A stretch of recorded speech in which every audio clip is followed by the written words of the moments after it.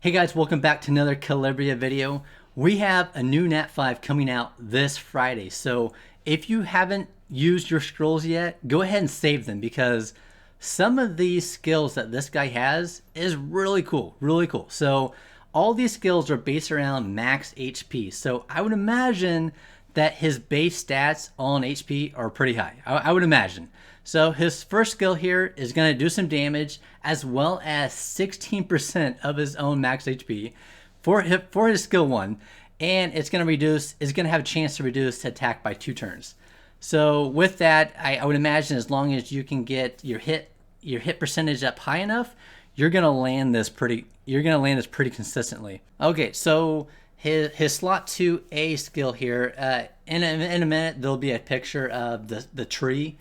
But for his slot 2A is going to erase all negative effects and then attack an enemy to deal some damage as well as his max HP and damage.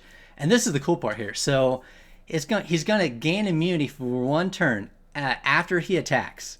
And then he's going to have a chance to have an immunity for 2 turns after every time he uses the skill. So I think you can reduce it to 3 turns on this skill.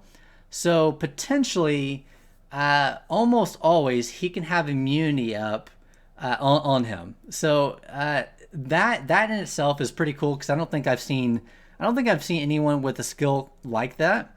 So I like the setup of that just because you don't have to worry about having immunity sets potentially with or maybe just 1 set if you want to do arena and you want to have a first turn, but you don't want to. If you don't want to use this skill first, you have 1 set of immunity, and then after that, he can have immunity for another turn or 2 turns. The slot 3A skill will attack all enemies 2 times, deal some damage as well as his own max HP, and then this is the cool part. So he has a chance to prevent targets from being buffed for 2 turns. So the reason this is important is number 1, for arena, you can prevent them from having crucial buffs like invincibility, attack up, speed, as well as, I know when I use Cleo for PvE side, if I die and I have this debuff on me, I can't revive my heroes with Cleo. So that's pretty cool right there. It also has a resistance to crit rate and regen for all your allies. So that is a really strong skill 3, I think. Really strong skill 3, and I think a lot of people are going to use it for the prevent buffs. I think they're going to use it for that. Pretty insane there. Okay, so his leadership skill is 50% for all your allies' HP. So, like I said, I would imagine his base HP is probably really high because everything that is built around him is for HP. So 50% is insane. I don't know if I don't think I've seen anyone have that high of a leadership skill for HP. Okay, so his slot 2B skill is going to do some damage as well as 11% of his max HP to all enemies, and then he's going to have a chance to put up some burns for the targets.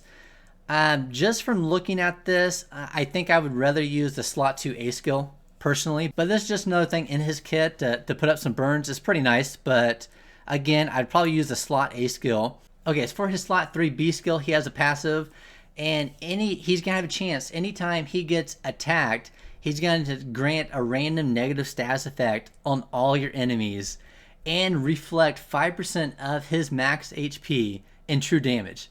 So that is insane in itself because he's going to have a chance to, when he gets attacked, he's going to put up either a taunt, a silence, a stun, HP regen, lock, attack down, or defensive down on all enemies. So that in itself is pretty insane, but as well as he's going to reflect 5% of max HP in true damage. So it's just straight whatever his max.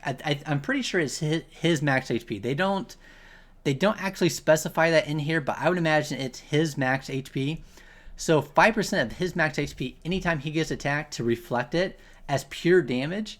That's pretty insane. That is pretty insane when you incorporate the chance to place a random negative effect on all enemies. So I like that.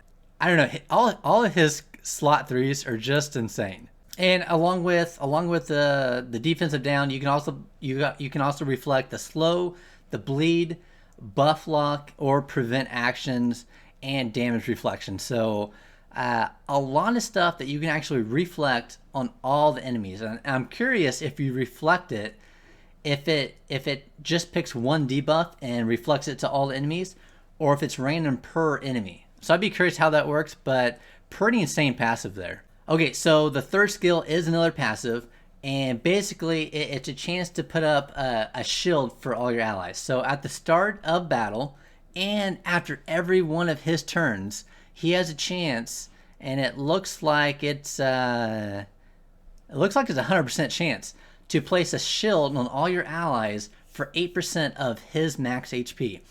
So that is insane because at the start of battle, so he doesn't have to have insane speed, and then after every one of his turns, he's basically going to put up this shield for all your allies. This guy has an insane kit, and for his slot 3 skills, I honestly don't know which one I would use. There's so much that you can use with his slot 3s that's pretty cool.